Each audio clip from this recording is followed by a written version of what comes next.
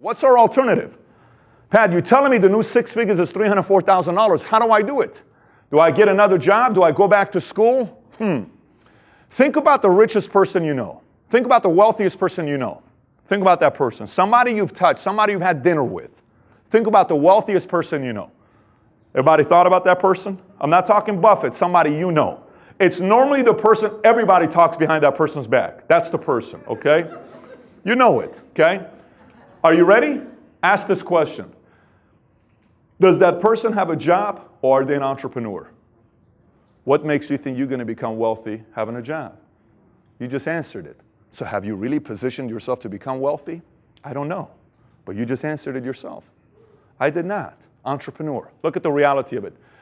They tell us go to high school, have a 4.0 GPA, and go to college to get a degree because everything's going to be fine. 83% of college seniors today, according to LA Times, do not have a job lined up. 83% of college seniors today. Why do you want me to go to school and spend mommy and daddy's $200,000? Has it become a business, this college thing? Why even 4 years? Why can't I do college in a year and a half? I'm never going to use physics. My business has nothing to do with physics. Why are you wasting 3 months of my time and $700 for that class? But we're not questioning any of this stuff. We're just paying the money. Then that father, mother that spent $200,000 on the school and now is working until 73 years old. Because you think Social Security is going to be around. You think it's going to be around. I tell you it is going to be around, but let me tell you how they're going to have it be around. Here's how they're going to do it. Do you know originally when they chose the age for Social Security, do you know why they chose 65? Does anybody know this? Because no one lived to 65. Do you know this? When first Social Security was invented, it was because 65, because no one lives to that age. Do you know what they're going to do? You're going to see Social Security will be around, but benefits will start at 80 years old. You'll see it. But and their government's going to say, we told you we're never going to go away with it, but it starts at 80. How smart is that, right? 66% of Americans make less than $41,000 per year. 65% of all new net jobs are not created by the government or these big Wall Street corporations. They're created by small businesses since 1995. Who's talking about that? Who's getting up on TV saying, I'm running for presidency, we need more entrepreneurs? We need more. When's the last time you saw a governor, senator, president get up on TV and say, American people, please start reading these 5 books on how to start a business and how to manage your own finances? When's the last time we had that? Why isn't any politician recommending books for us to read on getting our finances in order? Why don't they tell us that? I don't understand that concept. Educate us and we'll be free. So what is an entrepreneur? In simple words, it's a risk taker. But let me skip this here. Where did it all begin? Columbus comes to America. He was the first entrepreneur to make it here to the New World, according to what history tells us. His mission was to find a way to trade for spices. George Washington was an entrepreneur, manufactured 2 products in his crop, flour and distilled whiskey. Michigan was the first university to offer a course in entrepreneurism. Do you know how many universities are teaching classes to become an entrepreneur today? Hundreds. Do you know why? People are starting to figure it out. They're starting to figure it out. You know what generation is really figuring it out? It's so interesting to me. It's boomers. Do you know why boomers are figuring it out? Because they have the most experience in the workforce and they know it doesn't work anymore. And millennials and Gen Xers are not asking anything, questioning anything. They're just doing what boomers did. They're going and getting a job. They're not realizing the original reason why 9-to-5 job was created. Do you know originally, this 9-to-5 is only an 80-year period thing. Anyone knows this? Like 9-to-5 has not been around for thousands of years. It's only 80 years old. Do you know why we agreed to work 9-to-5? Why 9-to-5? Do you know why we agreed to work that 9-to-5? Do you know why? Daylight hours. Daylight hours. And do you know who invented 9-to-5? What was the company that invented 9-to-5? You should know it. You know it. Ford Motor Company. At that time, Ford was a godfather of companies in Detroit. Whatever they did, everybody else did. So here's how it was. Hey, Vicky, I would like to have you give 30 years of your life to my company, Ford Motor Company. And Vicky says what? She goes like this, and she says what? Your question would be what? What do I get for giving you 30 years? And I said, I'm sorry, I'm Ford. She says, I'm sorry. What am I going to get for my 30 years? I guess that's a fair question. Okay. You give me 30 years of your life, staying with me at the company, I'm going to give you a 30-year pension plan.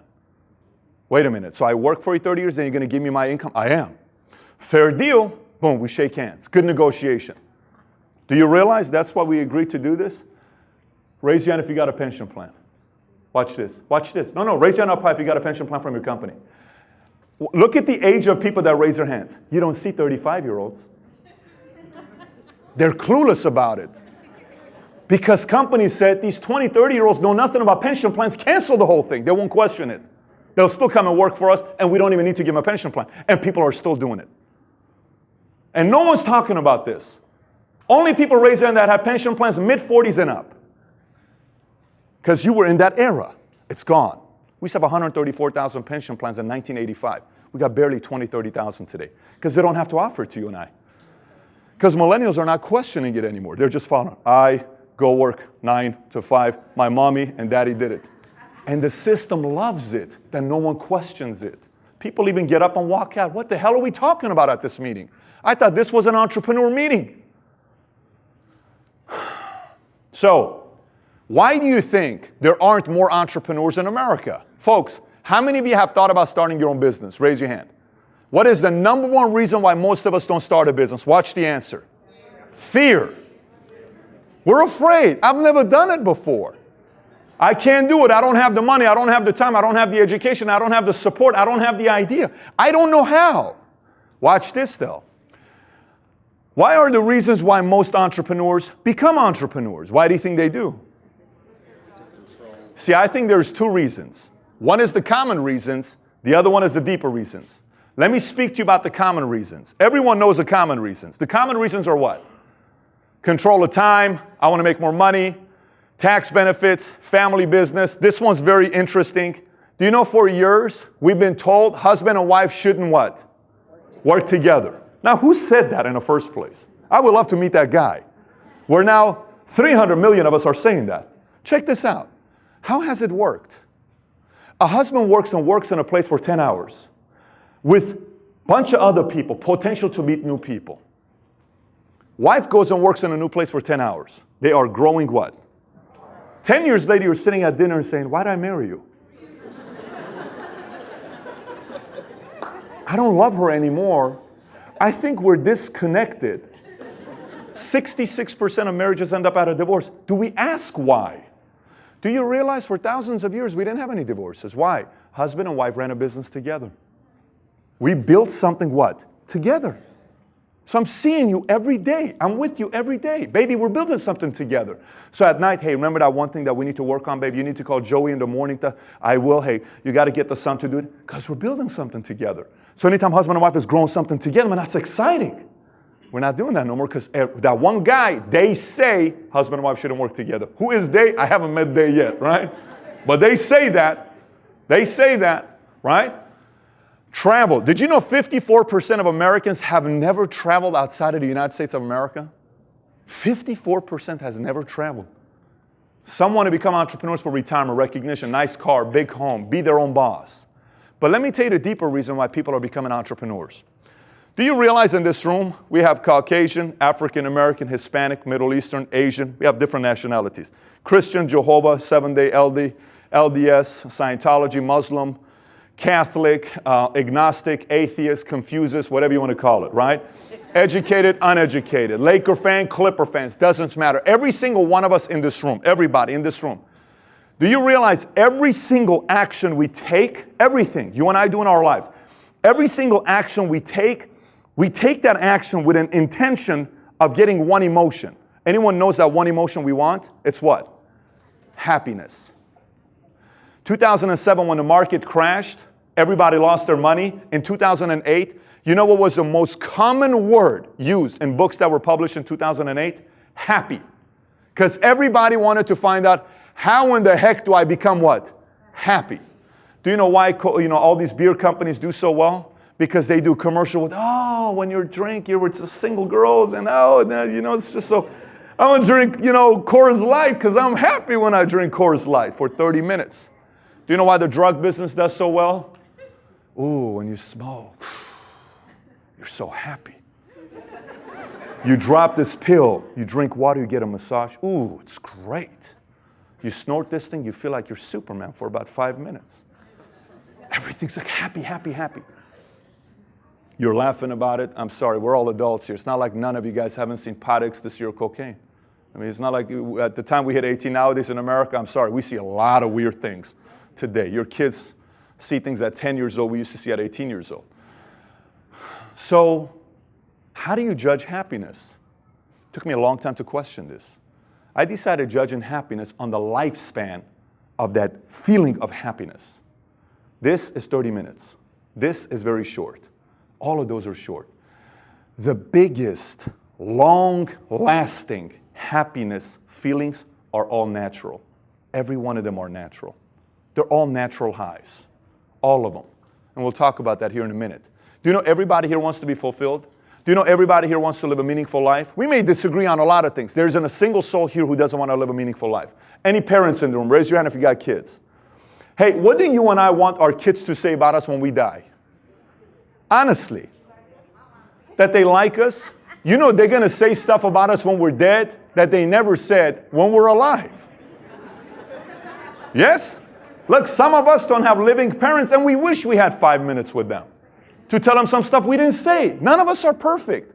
But you know what's going to happen? We'll be in heaven and we're going to go and say, hey God, I cleaned that cloud. Am I cool to check out my kids real quick? You cleaned the good. I cleaned the good. I'm telling you, the cloud is clean. Okay, go ahead. We're good? Okay, good. Because you know, I got good technology up there, right? So I'm going to come, I'm going to say, there's my boy. See how he's doing? Okay. He's happy. Okay. He's spending some time with his wife right now. Let me cover this up. This is a little awkward. You're going to step away. It's kind of weird. You come back. Okay, this is, and you open up the clouds, and then boom. He's in the car by himself, and he's got his hands and his head on the steering wheel, and he's just going like this. And you're saying, why is he doing that? And you can hear his voice. Dad, I miss you, Dad. Mom, I need you right now, Mom. Marriage is a mess. I have no clue what to do. I haven't told Mary. I don't know how to pay my mortgage payment. You taught me so much about life. I wish you were here with me. I wish I could have 5 more minutes with you to tell you how much I love you. I am the man, the woman I am today because of you. I miss you, Mom. I miss you, Dad. I love you so much. I got 2 kids, man. They're only 3 and 22 months. I melt thinking about this. And I know you do as well as parents. Because everybody wants to live a flippin' meaningful life. Everybody does. We may be different, but we want to make an impact with our lives. And you know how we do it? You ever met bitter people? Anybody met bitter, depressed people? Do you ever wonder why some of us sometimes are so bitter and depressed? I used to want to find out what causes people to be lazy until I figured out why people are lazy. I wanted to find out at one point, why am I so lazy when I was a kid? Do you know, it's a very simple research. Does anybody know what causes laziness? A boring life. Boredom is the seed of laziness. When we watch a boring movie, what happens to us? We fall asleep. When you watch an exciting movie, what happens to us? We don't fall asleep. That's your life. If your life is boring, you're lazy. If your life doesn't have a lot of action, you don't have a lot of energy. And I saw that in my life. But you know what causes bitterness and what causes depression? You ever met bitter people that everything to them is like, they're so bitter to be around? Do you know what it is? Let me tell you what causes happiness and what causes bitterness. And here's all it is. People who no longer create anything are depressed and bitter. And people who continuously create, they're happy. You want me to give you an example? My mom and dad divorced in 1989. 20 years they didn't see each other. My mom told me, I will never be in the same room with your dad. My dad said, I will never see your mom ever again. 20 years I prayed. I wanted to have them to be in the same room together. 20 years later they did. You know why? Because my niece was born. My sister created a child. When she created that child, everybody showed up. And everybody was happy. My mom and dad talked to each other with no problems. How many times have you seen grandkids bring families together? Anybody's ever seen grandkids, what they do to a family? Everyone shows up out of nowhere. If we don't create, we're not happy. You see people who are bitter, make a list of what they've been creating. Nothing. They're not happy. They don't have happiness. There's not fulfillment there. Anybody's ever bought anything from IKEA? You ever bought anything from IKEA? Do you ever realize, like afterwards, what the heck was I thinking about going to this IKEA? My wife, I come home, babe. Yeah, baby. See that box? Yeah, baby, what's your point with the box?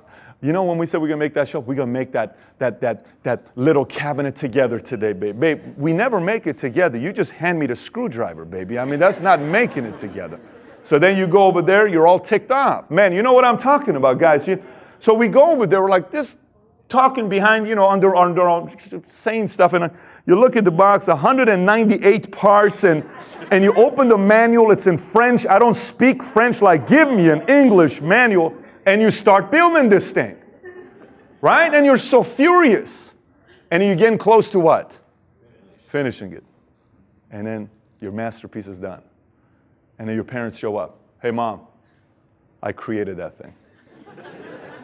I am the creator of that thing. Son, don't touch it. I created it. Do not touch it. Hey, John, you know that thing right there? I created it. I did it. IKEA has become a multi-billion-dollar company because they figured out people become happy when they create things. Sudoku game is good because when you create and finish the diabolic formula, whatever it is, you're all happy. You know what I'm talking about? Puzzles, we create, we're happy. But those are just actions that don't make you money. Another thing we've realized we need is a community. We need to be part of a community. You know who learned that? Instagram, Facebook. You know what we do nowadays? Here's what we do. Hey, look. Give me the duck lips. Boom! We took the picture. You saw them post on Instagram. Hashtag, hashtag. Okay, great. That was a good pic, man. It was a good bet. It's going to blow up. Watch. They say 150 times a day we look at this thing. 150 times a day. So we go, oh, bro, 17 likes in 4 minutes. Woo! It's good. It's good. Oh, my God. This is good. Oh. So you walk around. I'm going to check it again. 34. We're on track for having the best one. My best one is 68. 69 likes. Whoa, Instagram. How come Jerry didn't like the picture? How weird are we, right? Because we need a community. You know what's the last one? This is why Russian Empire failed miserably and the country finally went to Gorbachev and said, get the heck out of here. Communism doesn't work. Do you know why it doesn't work? As much as they're trying to convince Americans it works. Do you know why it doesn't work? Because we love having a sense of ownership. We have to have ownership. When anybody's been to a game and your kid scores a touchdown, what does a parent typically do? Hey, I'm sorry, did you see that? That's my boy. So he runs like his daddy. He's kind of like, he's an athlete like his father. How are you, sir? I know I'm kind of gained weight, but that was me 32 years ago. Son, I'm proud of you, buddy. That's my son. Hey, whose wife is this? It's my wife. Why are you looking at her? It's my wife. Look at my wife. It's my wife. My wife. Whose husband is that? It's my husband? Don't you be looking at my husband over there. I'm telling you, it's my husband right there, okay? Get your eyes off her. Hey, whose lawn is it? Get off my lawn. Whose house is this? Whose car is this? You know why? Because we need to have a sense of ownership. Do you know what's crazy? Let me tell you what's crazy. Create community sense of ownership is all the activities that create happiness, fulfillment, and meaningful life. Do you know all entrepreneurs do all day long is create, they're part of a community, and they own their business. That's why they're so happy. How many of you guys have a friend that invited you to this meeting here today, and you've said this line to him or other people? Man, he's changed. He's crazy. Why is he so excited? It's as if he's joined a cult. Who said that? They haven't. All entrepreneurs are like that. It's not just us. Go to entrepreneur events. It's because they create, they're part of a community, and they own their business. That's why they're happy, and that's why most people who have jobs, they don't feel that way. Because you're not. You're just taking orders. You're just doing a regular job, and it doesn't create fulfillment. And people are starting to figure this out. So anybody want to do a quick DNA test to see if you have what it takes to become an entrepreneur? Anybody want to do that? Yes or no? You don't want to? We can skip this if you don't want to do that. Let's figure out real quick if you got what it takes to become an entrepreneur. You know you're an entrepreneur if you're restless and no achievement is ever enough. Who's like that? Who is nothing you ever do is enough, right? Anybody a control freak? Any control freaks here? Hey, you know who the real control freaks are? Those who didn't raise their hands. You are the real control freaks. We know who you are. Give me a break. I'm not a control freak. You're a masochist. Any masochist in the room? Anybody knows what a masochist is? Any masochist in the room? Craziness, huh? That's entrepreneur sometimes. Anybody have a love-hate relationship with money? Raise your hand if you got a love-hate relationship with money. Anybody was a black sheep of the family? Maybe even a dropout? No black sheeps here, folks. This is the church-going people. Praise the Lord. God bless this group on this side. No black sheep. Raise your hand if you were a black sheep in a family and you did something that most people didn't do. We got a lot of them here. Anybody ever was called crazy? Did anyone say, you're crazy? Yes? Anyone somewhat introverted, but do you know what that means also? That's like people who have like 7 personalities and you have no idea who's showing up today. Okay, who are you today? Today she's pissed off at me. I can see the look on her face. No, today she's happy. That's good. We have the happy Sherry today. Anybody like sports? Anyone likes competition? If you like competition, you have the entrepreneur DNA in you. Anyone have an expensive taste? Who's got an expensive taste? You prefer Rolex over Folex? Yes? Is that okay with you? Yeah, you got some taste? Good at telling stories? Strong work ethic? Anyone ever sold anything as a kid? Raise your hand if you ever sold anything as a kid. Hey, why don't you tell us if anybody sold anything as a kid that was legal? Just tell us anything you sold. Some of you guys raised your hand one back down. What'd you sell as a kid? Chicharrones. Chicharrones, okay. What'd you sell over here as a kid? Princess House Crystal. That's unique. What'd you sell as a kid? Lemonade. Lemonade. Very cool. What'd you sell as a kid? I raised hamsters and sold them at the pet shop. You raised hamsters. Wow. Peter raised hamsters. It's like a lower version of Michael Vick type of a thing, right? I mean, that's like, man, raised hamsters. Were they like fighting each other, like bumping heads or no? Like, that's pretty intense stuff. Anybody else, any other creative things? Creative. Anybody else? Anybody want to tell us? Yeah, tell us back there. What'd you sell? Blue. Yeah. Anything you could sell. Orange. Your mom's gift baskets when she went to work. Did she know about it is the real question. She's smiling back there. Okay. Anyone very curious? Anyone's ever been called nosy? Listen, we got a lot of nosy people here in the room. Anyone ever been called nosy? Believe it or not, in family and friends, it's not good to be nosy, but in business, if you're nosy, it's very, very good. It makes you good money. Anyone somewhat shameless? You could care less what people think about you. Raise your hand. It's great to see all these embarrassing people here who are shameless, right? Shameless. You know what's crazy? Do you know how many people I see and say, that person would be incredible as an entrepreneur, but they'll probably never find out because they're never going to try to become an entrepreneur. That drives me nuts. I see someone like, does this guy really understand how incredible of an entrepreneur they can make? But they're afraid they never do it.